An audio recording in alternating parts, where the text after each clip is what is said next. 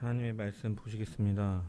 오늘 우리에게 주신 하나님의 말씀은 마태복음 8장 28절에서 34절까지의 말씀입니다. 마태복음 8장 28절에서 34절의 말씀입니다. 제가 하나님의 말씀을 봉독합니다.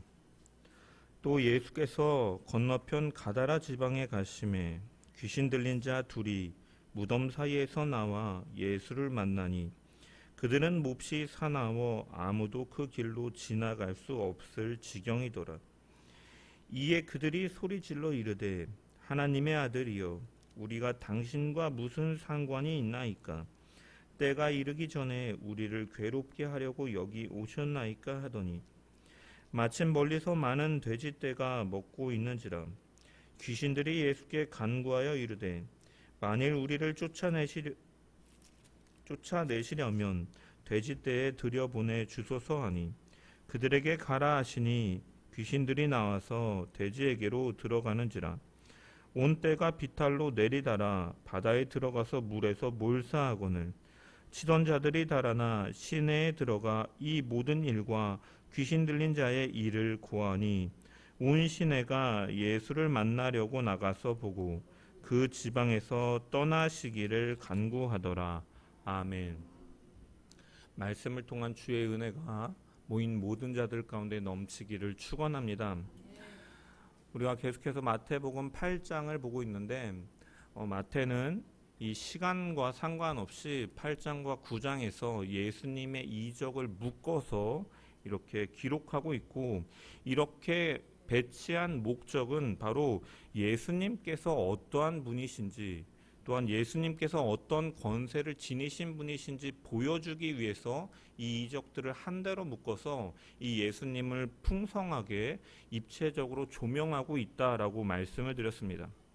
그래서 2절부터 17절까지는 예수님의 그 치유 사역을 통해서 우리를 고치시고 회복시키시는 예수님에 대해서, 그리고 또한 유대인이든지 헬라인이든지 믿는 자를 죄에서 자유케 하시고 구원하시는 하나님임을 우리는 이 치유의 사역을 통해서 발견할 수 있었던 것이죠. 또한 그리고 지난주에 살펴본 것처럼 18절에서 27절까지의 말씀은 바람과 바다를 잔잔케 하시는 예수님의 그 이적의 모습을 통해 바람을 잔잔케 하시고 물을 다스리시는 능력은 성경은 바로 창조주 하나님임을 가리키고 있다라고 말씀을 드렸습니다. 그래서 이 예수님은 곧 창조하신 하나님이심을 보여주고 있고, 또한 인자는 머리 둘 곳이 없다라는 표현을 통해서 이 하나님은 이 땅 가운데 오신 무질서와 죄악을 회복시키시고 우리를 구원하시기 위해서 머리 둘 곳이 없을 정도로 낮고 비천한 자리에 오신 그 인자 겸손의 하나님이심을 보여주셨고, 또한 우리와 함께 하시는 임마누엘의 하나님이심을 나타내신 것이죠.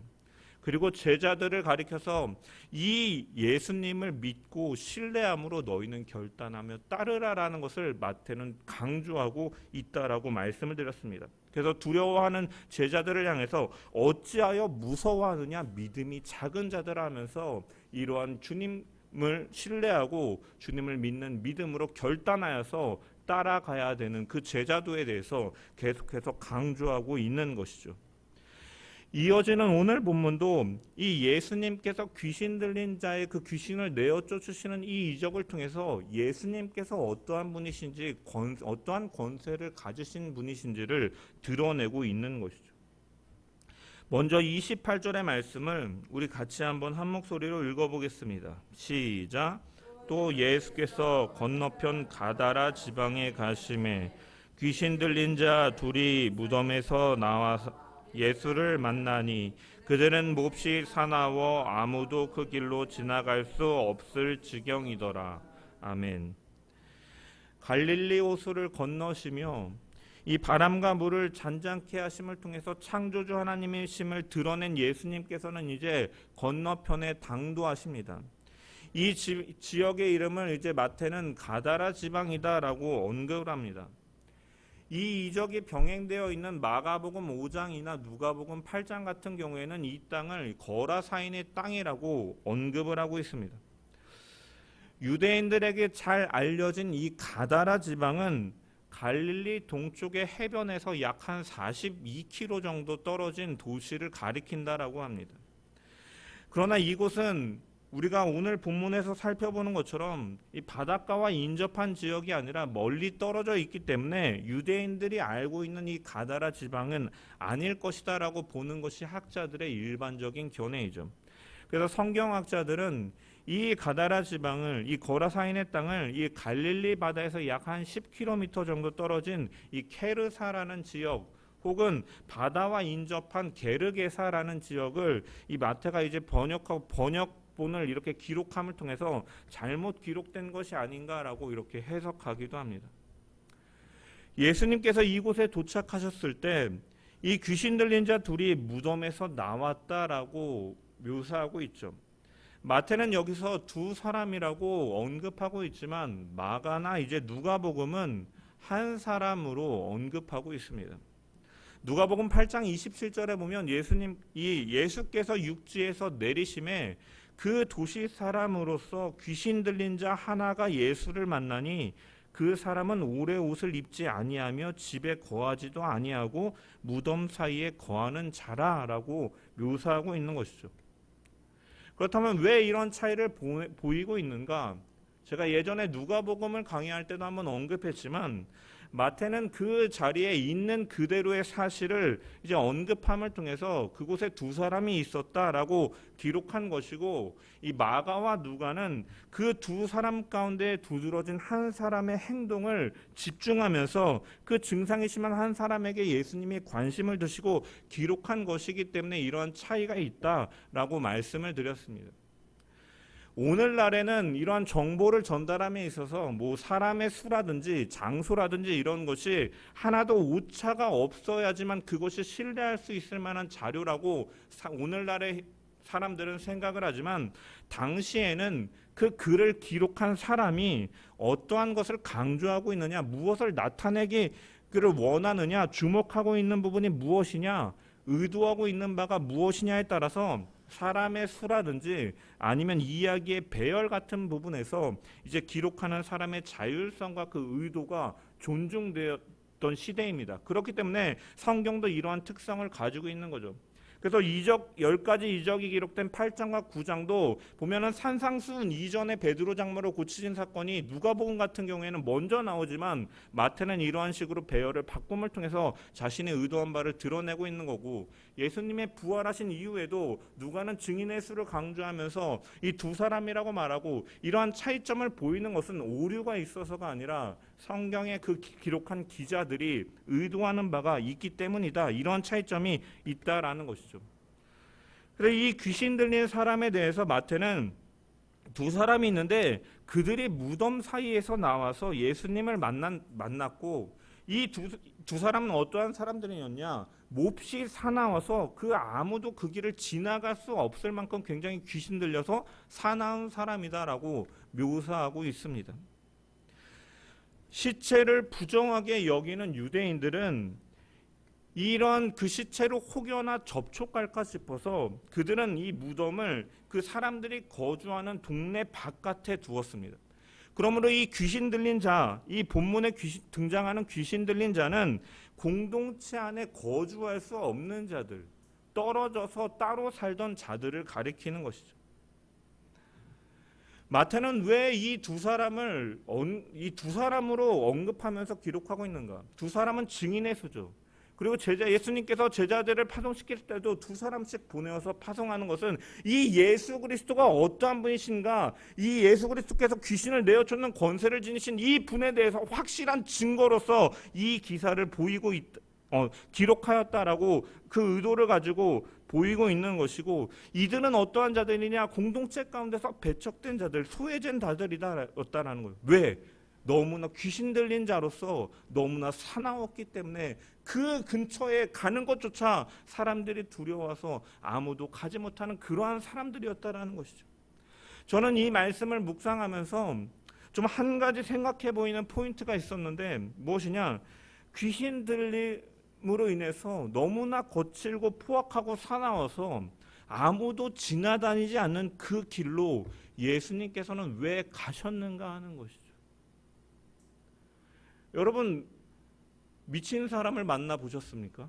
눈빛부터가 다르지 않습니까? 곁에 가는 것조차 약간 두려운 마음이 들기도 하는데, 예수님께서는 왜 그 사람이 있는 곳으로 가셨냐라는 것이죠. 사람들이 그 길에 대해서 예수님께 주의를 주지 않았기 때문에 예수님께서 몰라서 가셨는가?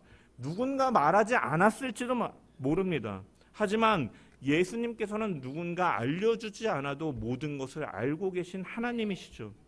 따라서 예수님께서 가신 것은 그가 있음을 알고도 가신 것이고, 그곳에 가신 것은 바로 이 오늘 본문에 나타나는 이적을 행하시기 위해서, 이 일을 행하기 위해서 가신 것입니다.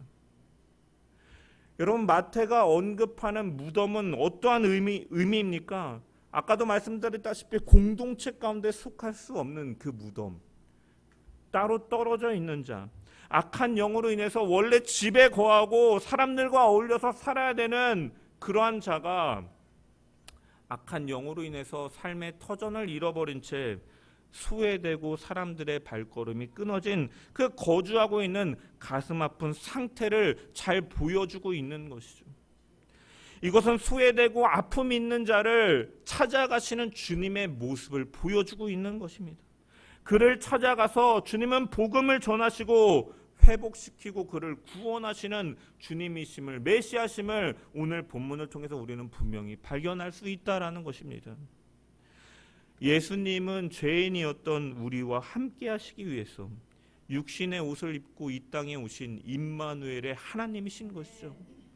사람들은 두려워 떨고 배척하고 소외시키지만 그러한 자들을 외면하지 않으시고 사랑의 눈으로 그 대상을 바라보시며 그를 찾아가 복음의 능력으로 구원하시는, 회복시키시는 바로 주님이신 것입니다.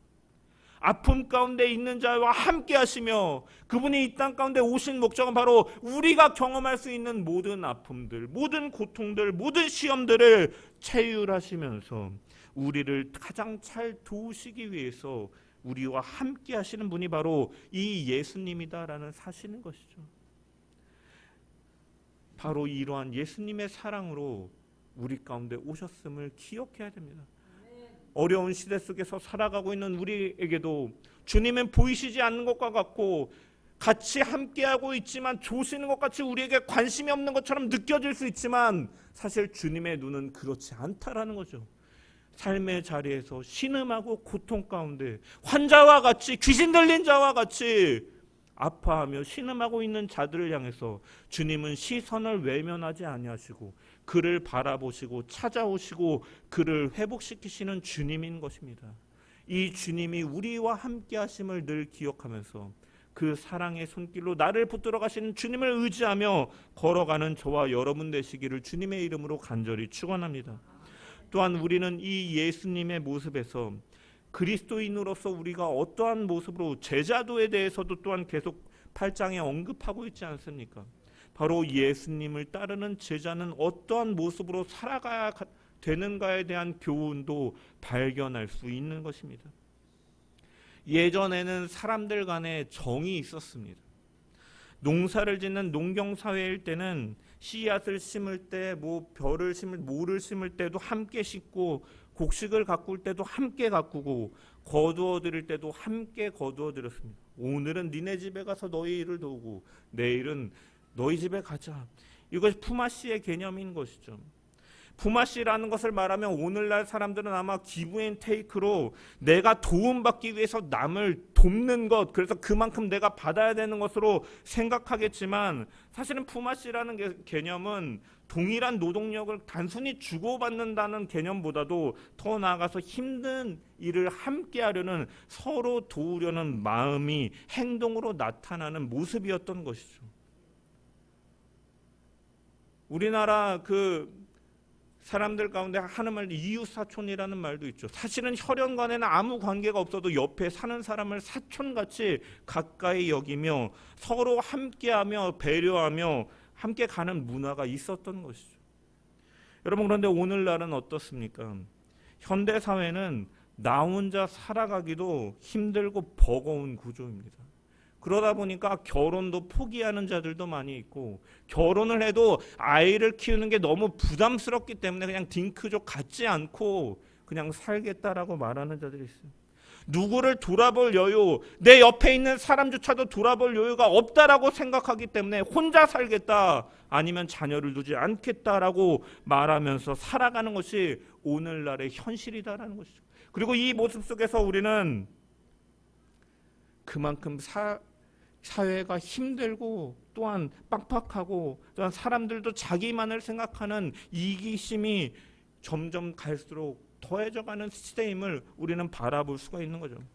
그래서 오늘날 괜히 사람들이 이 옆에서 누가 위험에 닥치고 어려움에 처해도 쉽게 도움의 손길을 내밀기보다는, 야, 내가 이렇게 함으로 인해서 어떠한 좀 곤란한 상황, 번거로운 상황에 처하지 않을까 하면서 도움의 손길조차 꺼리는 현실이다라는 거죠. 그러다 보니까 많은 사람들이 어떠한 것을 느끼니까 대중 가운데 살아가고, 사람들 무리 가운데 있지만 대중 속의 소외감과 외로움을 느끼며 살아가는 시대인 것이죠. 이러한 시대를 살아가면서 우리는 어떠한 모습으로 살아가야 되느냐? 예수님께서는 사마리아인의 비유를 통해서 예수 믿는 우리가 이웃을 어떻게 대해야 되는가에 대한 말씀, 교훈을 우리에게 주셨죠. 바로 사랑과 관심을 너희가 기울이며 살고 그들에게 다가가서 위로하고 그들을 돕는 자로 살아가야 됨을, 주님께서는 하나님의 백성은 그렇게 살아야 됨을 말씀하고 계신 것이죠.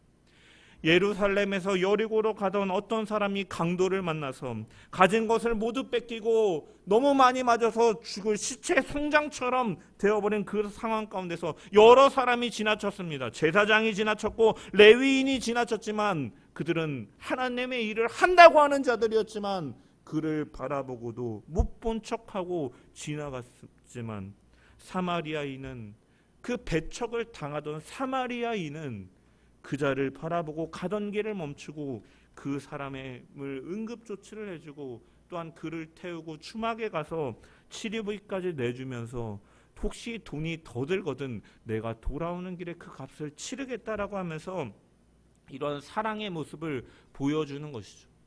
예수님께서는 이 사건의 교훈을 주시면서 누가 너 이웃이 이 사람의 이웃이 되어 주겠느냐, 너희도 이와 같이 하라라고 말씀하신 것이죠.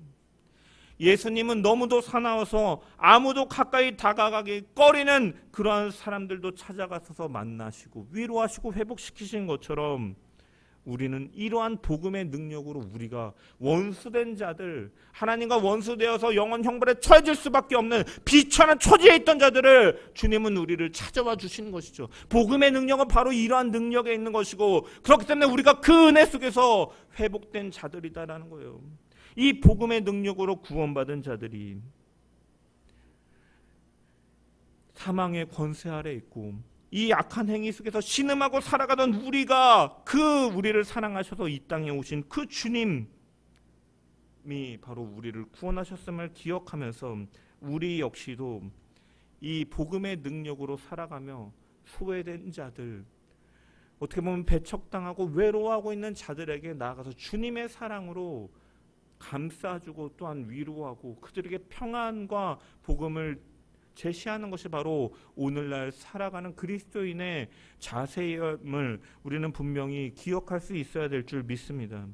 민족의 명절인 추석을 보내면서 이러한 시기에도 누군가와 함께하지 못하고 소외감을 느끼고 외로움을 느끼고 어려움을 겪고 있는 우리의 이웃들이 주변 가운데 있을 것입니다. 우리는 무관심이 아니라 관심을 갖고 그리스도의 사랑으로 이러한 자들을 찾아가서 위로하고 사랑하고 섬기는 그러한 모습으로 살아가는 저와 여러분 되기를 소망합니다.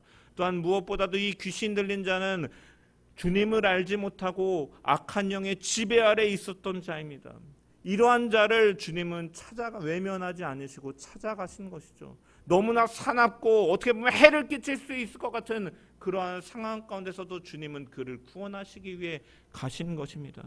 마찬가지로 우리가 예수 그리스도를 알지 못하는 자들에게 바로 이러한 복음 기쁜 소식으로 오신 예수 그리스도를 친구하고 전함을 통하여서 악한 영의 권세에서 물리칠 수 있는 힘은, 그 권세는 바로 예수님께만 있음을 우리가 나타내고 증거함을 통하여 믿는 자들이 예수를 통하여 구원을 얻고 나오며 꼴을 얻을 수 있는 그 축복의 통로로 우리가 전하며 살아가는 그러한 제자 되는 저와 여러분들 되시기를 주님의 이름으로 간절히 축원합니다. 귀신 들린 자는 예수님을 만나고 부르짖습니다. 우리 29절의 말씀을 한번 읽어보겠습니다. 시작.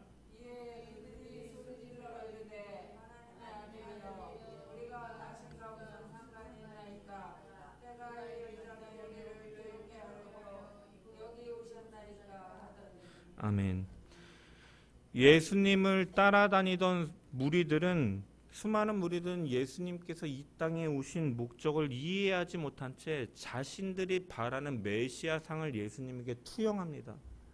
먹을 것을 주시는 분, 이 로마의 압제 가운데서 우리를 구원하시는 정치적인 메시아, 이러한 경제적인 메시아로 그들은 바라보았습니다. 하지만 귀신 들린 자는 이 예수님을 바로 알아보고 그분의 권세를 인정하고 있고, 그 권세 앞에서 그들은 두려워하고 떨고 있는 것이죠.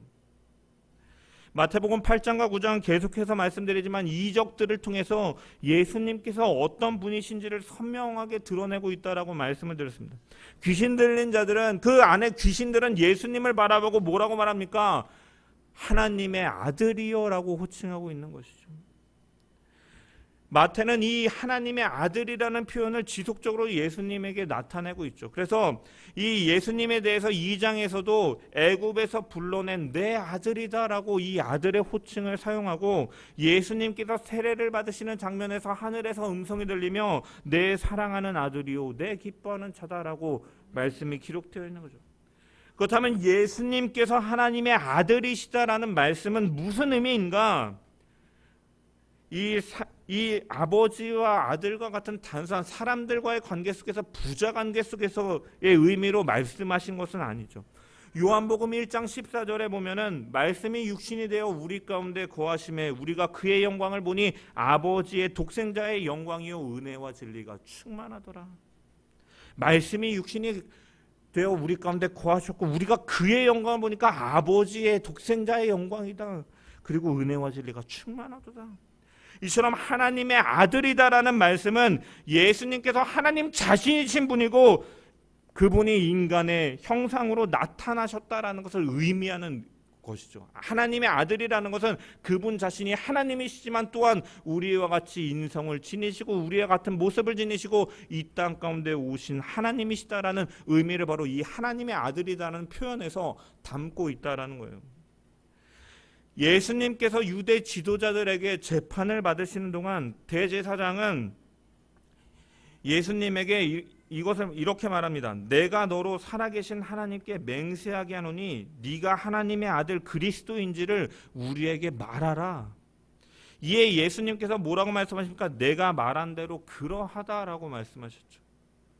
또한 그러나 내가 너희에게 이르노니 이후에 인자가 권능의 우편에 앉아있는 것과 하늘 구름을 타고 오는 것을 너희가 보리라라고 말씀하셨습니다. 하나님의 아들이다라는 것은 하나님이심을 나타내는. 그래서 유대 지도자는 예수님의 이 말씀을 통하여서 이자가 신성모독을 하였다라고 고소하죠. 그래서 빌라도 앞에서 이들은 주장합니다. 우리에게 법이 있으니 그 법대로 하여서 그는 당연히 죽을 것입니다. 그가 자기를 하나님의 아들이다 함이니라. 왜 예수님께서 하나님의 아들이라고 말씀하신 것을 신성모독으로 여기며 사형에 선고하느냐? 유대 지도자들은 예수님께서 하나님의 아들이라고 말씀하신 의미를 확실하게 알고 있었다라는 거죠. 하나님의 아들이라는 것은 하나님과 같은 본질이다라는 것을 인정하신 것으로 그들은 해석하였기 때문에 신성모독으로 바라보고 있다라는 거예요. 하나님의 아들은 하나님의 아들로서 본질이 같으신 분, 따라서 예수님께서는 자신을 통해서 아버지를 볼 것이다. 그분과 그 자신을 동일시 하시는 것이죠. 그렇기 때문에 유대 지도자들은 예수님을 신성모독한 것으로 죄로 본 것입니다. 이처럼 예수님께서는 하나님 자신이요 우리에게 나타내신 하나님이라는 의미를 여기에 분명히 보여주고 있다는 것이죠. 그리고 이 하나님의 아들은 이후에 인자가 권능의 우편에 앉아 있는 것, 우리를 위하여 중보하시며 천상에서 끊임없이 우리의 구원을 위하여 일하시고 기도하시는 바로 중보자 되시는 그 하나님을 가리키는 것이고, 또한 그날에 하늘 구름을 타고 오심을 통해서 심판주로 재림주로 마지막 그때 심판하시는 분으로 분명히 드러내고 있다라는 것이죠. 예수님은 이러한 분이시다라는 거예요. 이 귀신 달린 자들이 예수님을 향해서 하나님의 아들이라고 칭한 것은 이 하나님을 가리켜서 경배하거나 그의 말씀에 순종하려는 의미로서 그들이 고백한 것은 아니었습니다. 하지만 그들의 입을 통해서 이 제자들에게, 또한 이 말씀을 듣는 우리에게 예수님이 어떠한 분이신가를 분명하게 증언하고 있는, 하나님을 대적하는 자들조차도 예수님이 하나님이시라는 사실과 그 예수님이 우리를 구원하시기 위해 이 땅 가운데 인성을 지니시고 이 땅 가운데 오신 분이라는 것과 그분은 하나님 보좌 우편에서 그날에 이르기까지 중보하시며 우리를 위하여 기도하시는 중보자 되시는 하나님이시라는 것과 마지막 그날에 심판주로 오실 분이다라는 사실을 분명하게 밝히고 있다라는 것입니다. 우리는 이 주님을 바라보고 이 주님이 어떠한 분이신지를 확실히 알고 확실히 믿으며 그 우리를 위해서 중보하시고 기도하시는 그 주님을 의지하는 가운데 날마다 거룩을 이뤄나가고, 또한 다시 오실 주님을 바라보면서 신부가 신랑을 기다림과 같이 그날을 기다리며 살아가는 저와 여러분들 되기를 간절히 축원합니다. 그러니 이 귀신 들린 자들은 왜 예수님을 이렇게 인정하고 있느냐? 당시에 기록된 문헌들을 살펴보면 귀신들은 이 축사하는 축기하는 자들의 능력을 약화시키거나 사역을 방해하기 위해서 이 상대의 신분이나 이 정체를 밝혀내는 일들을 갖곤 했습니다. 그래서 귀신이 예수님의 정체를 밝히고자 하는 이유는 예수님께서 아직 자신의 때를 드러내실 때가 않았는데 그 의도를 알고서 그것을 방해하기 위해서 예수님의 그 신분을 의도적으로 드러내고 있는 거예요. 예수님의 사역을 방해하기 위해서. 그래서 이 귀신이 말하고 있는 그러한 그 고백은 틀린 것은 아니었지만 의도에 있어서는 선한 것이 아니라 구속사역을 방해하려고 하는 행위였던 것입니다. 그래서 마태는 이 부분을 강조하기 위해서 이 때가 이르기 전에 우리를 괴롭게 하려고 여기에 오셨나이까라고 하면서 때가 이르기 전에라는 표현을 갖는 것이죠. 이들은 때가 이르기 전에 소란스럽게 함으로 예수님의 그 공생의 사역을 방해하고자 하는 목적이 그들 가운데 있었음을 볼 수가 있는 거죠. 또한 이 귀신의 말 속에서 때가 이르기 전에라는 언급을 통해서 우리는 중요한 점들을 발견할 수 있습니다. 바로 예수님께서 그때에 오실 때에는 바로 심판주로 오실 것이다라는 사실을 바로 대적자인 사단과 귀신들도 분명히 알고 있다라는 사실을 발견할 수가 있는 것이죠. 주님이 다시 오실 때는 자신들의 권세가 종말에 임할 것임을 그들 역시도 인지하고 있다라는 거예요. 그리고 이들의 말 속에서는 아직 그때가 이르지 않았다라는 사실 역시도 발견할 수가 있는 것이죠. 이러한 사실을 통해서 우리는 무엇을 알 수 있습니까? 예수님께서 공생의 사역을 시작하시면서 회개하라, 천국이 가까이 왔느니라 라고 선포하셨습니다. 그분의 오심으로 하나님의 나라가 우리 가운데 이미 왔다라는 것을 보여주고, 또한 그 나라가 최종적인 완성과 그 마지막 도래는 아직 이르지 않았다라는 사실 역시도 바라볼 수 있는 것이죠. 완성되어져 가는 시대 속에서 우리는 살아가고 있고, 그 완성될 그때에는 바로 하나님을 대적하는 그 권세들은 영원한 심판에 처해질 것을 그 귀신들도 알고 있고 우리도 알 수 있다라는 사실인 것입니다. 중요한 것은 무엇이냐? 성경은 이 어둠의 영들, 공중의 권세 잡은 자 사단과 그 귀신들만이 영원한 형벌에 처해지는 것이 아니라 하나님을 믿지 않는 자들도 최후의 이들과 똑같은 심판에 처해질 것을 요한계시록 20장에 말씀하고 있는 것이죠. 하나님의 나라 천국과 지옥은 실존하고, 하나님을 경외하지 않는 자들은 그곳에서 악한 영들과 함께 심판에 처해지게 되면 분명히 부인할 수 없는 사실이다라는 거예요. 따라서 우리는 이 말씀을 기억하며 날마다 이 자신을 근신함으로써 표대를 향하여 이미와 아직의 긴장 속에서 우리는 날마다 그 거룩을 이루기 위해, 또한 그 구원을 인도하시는 그 주님을 의지함 가운데 우리의 구원을 두렵고 떨림으로 이뤄가는 저와 여러분들이 되어야 될 줄 믿습니다. 또한 그 지옥이 있음을 분명히 기억하며 아직 예수 그리스도를 알지 못하는 많은 자들의 그들의 영혼을 안타까이 여기고 긍휼함과 주님께서 그들을 사랑하시고 긍휼과 자비로 대하셨던 것과 같이 사랑하고 섬기고 주님의 복음을 증거함을 통해서 진리를 밝히 비추는 저와 여러분들 되시기를 주님의 이름으로 간절히 축원합니다. 귀신들은 예수님께서 그 사람을 회복시키시고 자신들을 쫓아낼 것을 알았기 때문에 그들은 먼저 예수님에게 요청하고 있죠. 31절의 말씀을 보면은 귀신들이 예수님은 아직 한마디도 하지 않으셨는데 예수님께 간구하여 이르되 만일 우리를 쫓아내시려면 돼지떼에 들여보내 주소서라고 요청하고 있습니다. 이러한 관청에 예수님께서는 가라라고 말씀하시죠. 이에 귀신들이 돼지떼로 들어가서 그들의 비탈길을 달려가서 바다에 들어가 모두가 수장되었다라고 언급하고 있습니다. 그다음에 예수님께서는 왜 이러한 요청을 허락하셨는가? 이 이적을 통해서 우리는 예수님이 어떠한 분이신지 어떠한 권세를 지니신 분인지를 계속해서 드러내고 있다라고 말씀드렸죠. 돼지떼에 들어가게 하심으로 돼지떼를 몰살시키신 그러한 권세.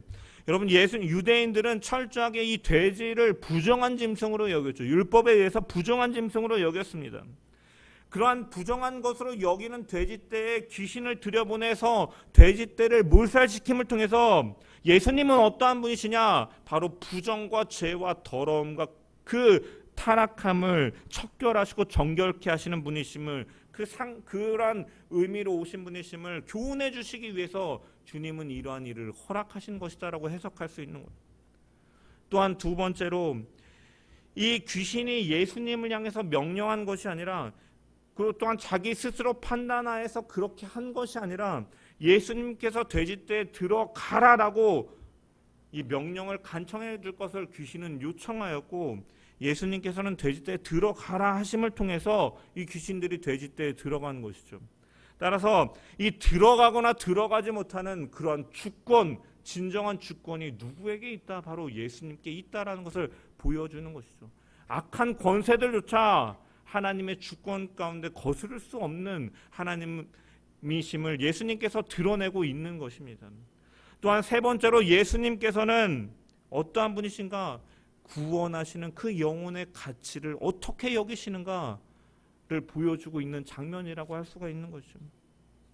본문에 나오는 많은 돼지떼를 마가복음으로 보면 이 2,000마리 정도 되었다라고 기록합니다. 돼지 한 마리가 요즘 얼마인지는 모르겠지만 삼겹살 한 근만 사려고 해도 굉장히 비싼데 그러한 마리가 2,000마리나 된다라는 것은 굉장히 가치가 있고 값어치가 있는 것이죠.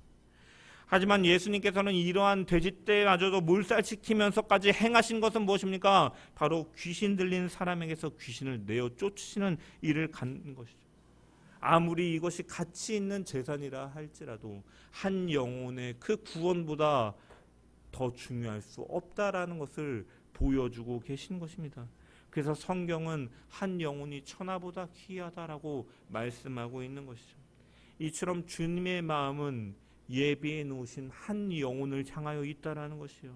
그 무엇보다도 하나님께서 예정해 놓으신 하나님의 백성들을 소중히 여기고 사랑의 눈길로 바라보시며 그들을 회복시키시는 분이다라는 거예요. 이 세상에 아무리 가치 있고 많은 물질이라 할지라도 그것이 하나님께서 예비해 놓으신 한 영혼보다 더 우선될 수 없다라는 것을 보여주고 있는 것이죠.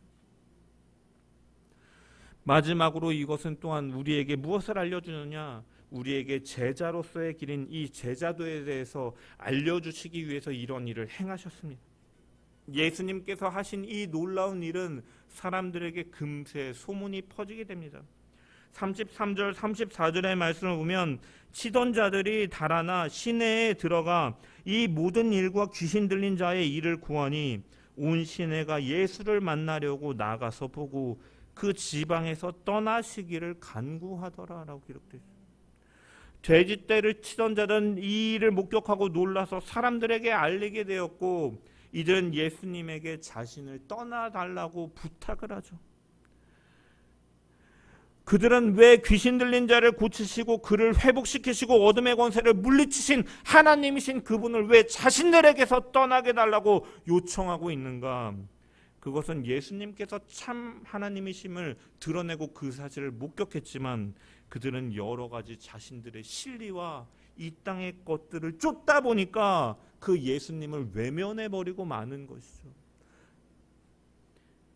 오늘 본문 앞선 단락에 풍랑과 바다를 잔잔케 하시는 예수님의 이적 이야기에서 제자들은 예수님을 따르는 중에 풍랑을 만나, 그리고 그들을 향해서 예수님께서는 어찌하여 무서워하느냐 믿음이 작은 자들아라고 말씀하심을 통해서 마태는 독자들에게 제자는 믿음과 신뢰를 가지고 따라야 되는 자들이다람을 주목시킨 것이죠. 제자의 길은 어떠한 길이냐? 앞서서 말했지만 좁은 문을 지나 좁은 길로 가는 길이고, 그 길은 주님과 함께함을 통해서도 풍랑을 경험할 수도 있는 길이고, 오늘 본문에서와 같이 이 땅에서 손해를 볼 수도 있는 길임을 보여주고 있는 것입니다.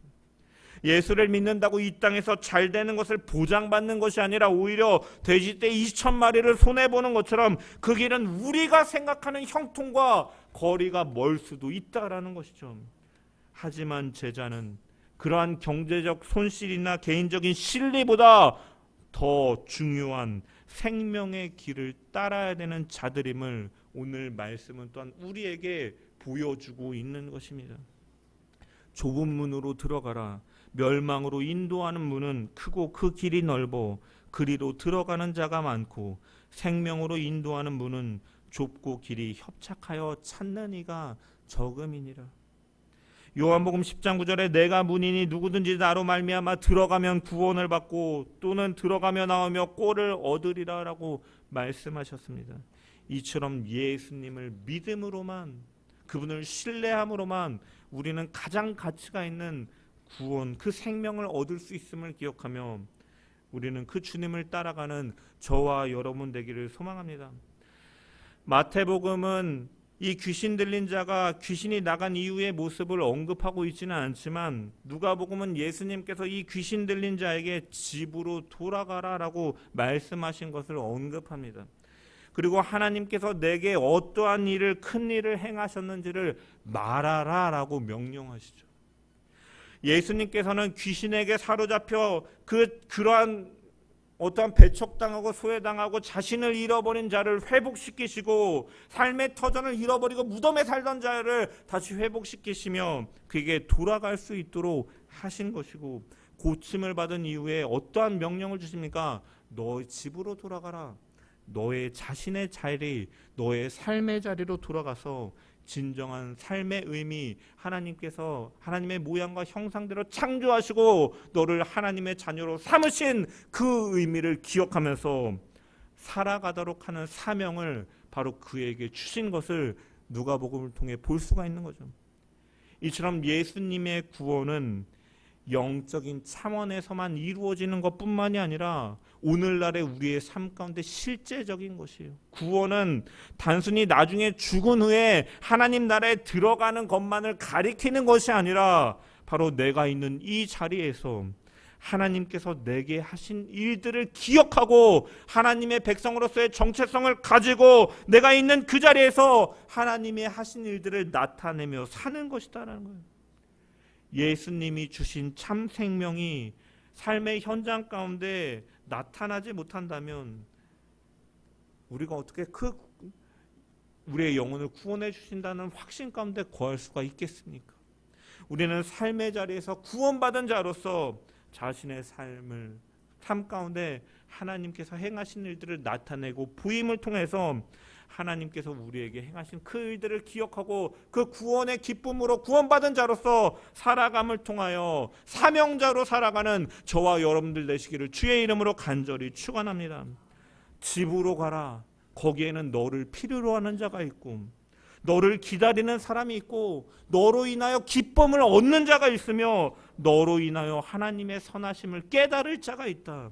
너로 인하여 위로를 받을 자가 있다. 너는 가서 그러한 일들을 너의 삶의 자리 가운데서 행함을 통하여 하나님이 내게 행하신 그 큰 일들을 말하라라고 말씀하신 것처럼 그 자리는 특별한 자리가 아니다라는 것. 그러한 자리는 특별한 자리, 사명자의 자리로 뭐 선교사로 파송을 받고 어떤 목회자로서 부름을 받는 이러한 자리만을 가리키는 것이 아니라 부름을 받은 그리스도인 하나님의 백성들은 바로 우리가 있는 그 삶의 자리가 바로 하나님께서 명령하신 사명자의 자리임을 기억하면서 그 자리에 하나님의 자녀로서 하나님께서 하신 그 큰 일들을 증거하고 나타내며 살아감을 통하여 하나님의 나라를 선포해 나가는 주의 백성들 되기를 주의 이름으로 간절히 축원합니다. 우리 이 시간 찬양하시고 말씀을 붙잡고 합심하여 기도하겠습니다.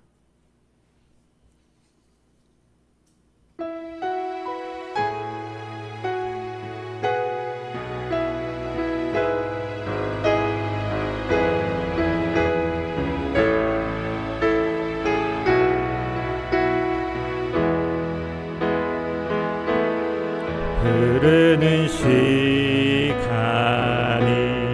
한숨만 남기고 반복된 실패 속 지쳐갈 때 내 맘의 소망이 눈물 조각될 때 내 곁에 다가와 부르시네. 한 번 더. 흐르는 시간이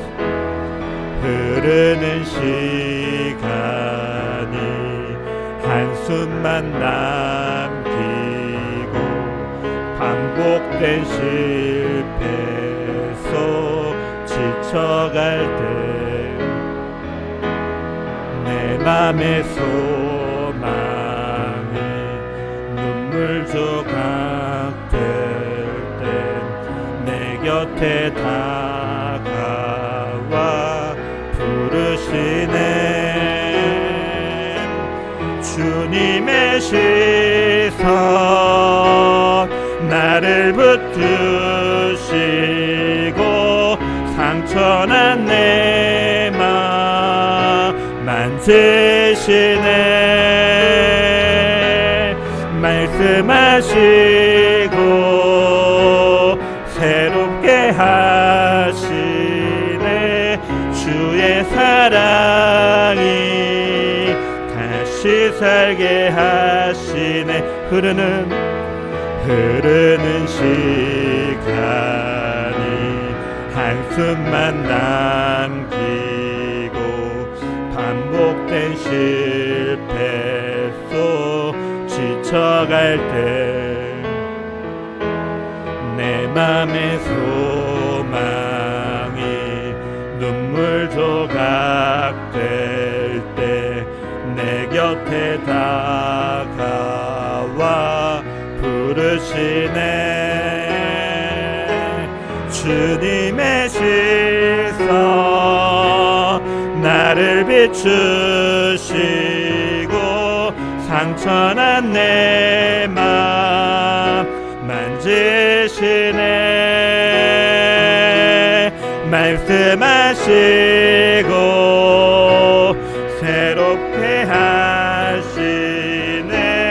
주의 사랑이 다시 살게 하시네. 주님의 시선 나를 비추시고 상처난 내 맘 만지시네. 말씀하시고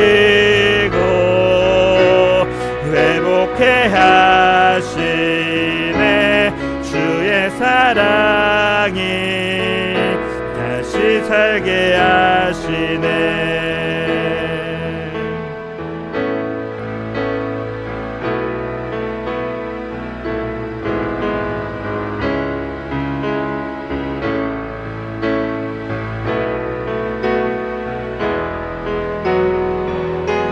주를 봅니다. 지금 이곳에서 주를 봅니다. 이곳에서 주를 봅니다. 주를 봅니다. 지금 이곳에서 주를 봅니다. 지금 이곳에서 주를 봅니다. 주를 봅니다. 지금 이곳에서 주를 봅니다. 지금 이곳에서 마지막으로 주를 봅니다. 주를 봅니다. 지금 이곳에서 주를 봅니다. 지금 이곳에서 주님의 시선, 주님의 시선, 나를 비추시고 상처난 내 맘 만지시네. 말씀하시고 회복해 하시네. 주의 사랑이 다시 살게 하시네.